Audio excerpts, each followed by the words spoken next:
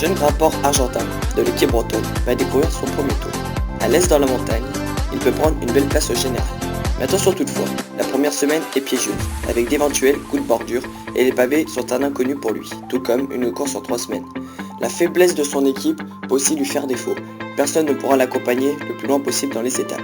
Sans pression toutefois, il peut faire quelque chose.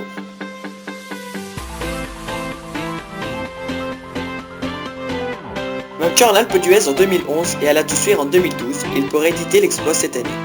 L'année dernière, sa place de 11e avait été trompée par un Giro où il avait joué au pied du podium. Cette année, il peut faire mieux. Petit désavantage, la première semaine.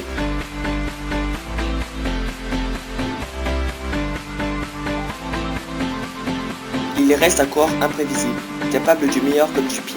Il est dans son meilleur état de forme à l'âge de 29 ans. Il peut briller au général, tout comme gagner 1 ou 2 victoires d'étape.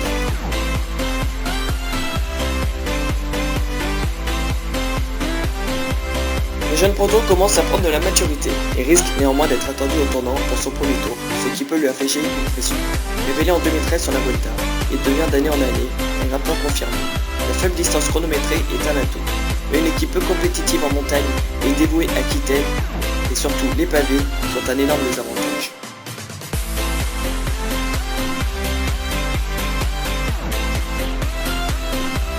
Après un tour 2014 marqué par une chute, il a une rage de vengeance et espère réaliser une meilleure campagne 2015.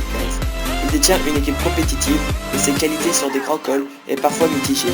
Il a réussi à rivaliser avec les meilleurs et même parfois à les battre. Donc tous les espoirs sont permis.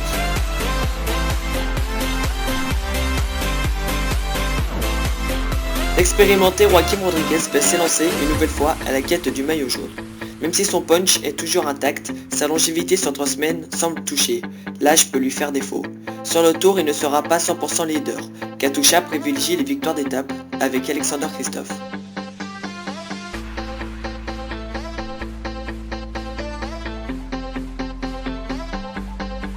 L'ancien champion du monde est un coureur complet. Avec ses talents de puncher, il peut même prendre le maillot jaune au début du tour. Il reste néanmoins un coureur inconstant et ses qualités de grimpeur parfois discutables. Il peut viser un top 10.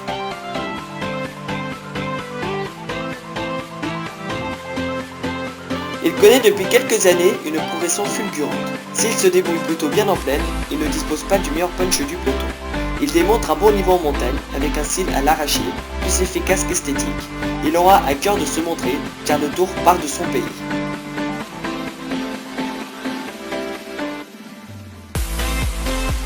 Après un tour 2014 rempli d'espoir, Romain Bardet devra confirmer et tentera de rentrer dans le top 5 qu'il perdit l'an dernier à cause d'une chute.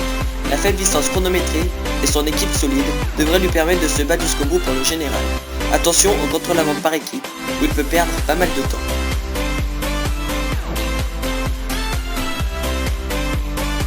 Le Tour 2015 n'est pas à son avantage, peu de contre-la-montre, des cols pentus et peu roulants, mais depuis quelques années, il a su s'adapter et prouver qu'il pouvait rivaliser sur n'importe quel type de parcours, comme l'atteste récemment le Critérium du Dauphiné. Il pourra compter sur son équipe battue autour de lui pour réussir un nouveau top 5.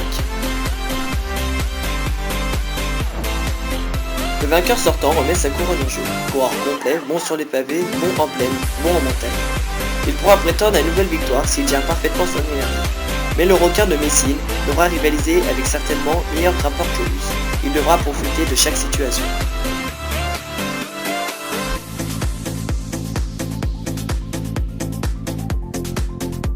Donc meilleure chance de podium, voire de sacre, va s'élancer avec l'attente de tout un peuple.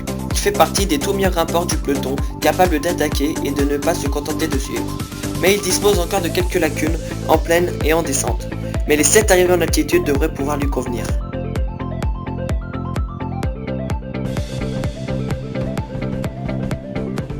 Il va vouloir se rattraper après son abandon l'an passé. Un seul effort solitaire n'est pas à son avantage, tout comme les pavés qu'il redoute. Il dispose néanmoins d'une équipe taillée pour l'emmener vers le titre et d'une qualité de grimpeur assez grande pour remporter un deuxième tour.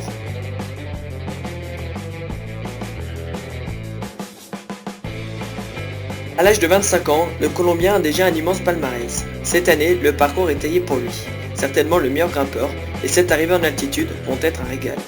Son gros bémol va être la première semaine. Les autres équipes vont tenter de le fatiguer au maximum avant les Pyrénées. Et puis, il y a les pavés.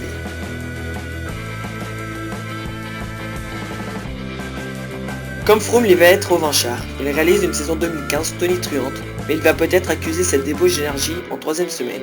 Il a tout pour pouvoir s'imposer à Paris, mais il devra néanmoins faire attention à son manque de patience qui pourra lui jouer des tours et ne pas sous-estimer ses adversaires.